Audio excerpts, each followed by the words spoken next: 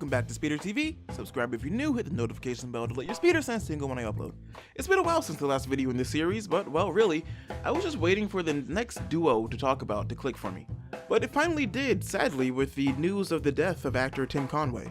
Known for many roles over the decades, but for people my age, he's especially known as Barnacle Boy. So I guess in honor of him and also his McHale's Navy co-star Ernest Borgnine, why do we relate to Mermaid Man and Barnacle Boy?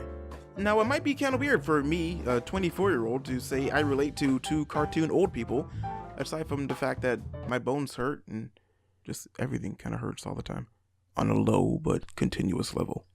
Always something. Always. But there's a lot to relate to at any age. I think it's easiest to talk about them as a unit. Like how peanut butter and jelly are two different things, but when you say peanut butter and jelly, you mean one thing, a sandwich, which you will hopefully not give me because I'm allergic. But Mermaid Man and Barnacle Boy are seemingly best friends, like they are the definition of best bros. You almost never see one without the other. Very reminiscent of how we tend to want our friendships to end up. Just the two of you in a retirement home with your bond and what's left of your memories. All of those high school best friends who don't ever talk to each other now that they graduated, this is exactly who they wanted to be. But along with that bond comes another really relatable aspect of their friendship, coming from Barnacle Boy specifically. A lot of times when two friends are so inseparable, they start to become really inseparable.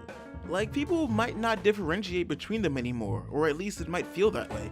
So one or both of them might start to feel like they're losing their individuality.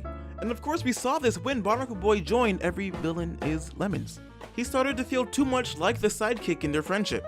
He wanted the respect he deserved as a grown man, literally elderly. He wanted to finally be called Barnacle Man. He wanted an adult-sized Krabby Patty, and come on, even if he really couldn't finish it. And you see this in real life with actual friendships, with musical groups and duos. People start to get overlooked for themselves as they are, and they want to be recognized for what they can do and what they can be and what they are. Thankfully, Mermaid Man and Barnacle Boy made up, but that doesn't always happen in real life. But it is always the hope, at least. But then you have what comes along with having great power. As former and somewhat current superheroes, as elderly citizens of Bikini Bottom, they have a lot of responsibility on them. No matter how old they get, they still bear the burden of that mantle. And if you're a parent, if you're an older sibling, which I am neither, I assume that there's something you can relate to there with that sort of responsibility on you at all times. No matter how old you get, or your children get, or your siblings get, you still feel that responsibility. You may be somebody's superhero, even if you're at a point where your bones are louder than your voice. And hey, shout out to you too. And shout out to Tim Conway and Ernest Borgnine and Steven Hillenburg and everybody who helped to bring my favorite cartoon to life.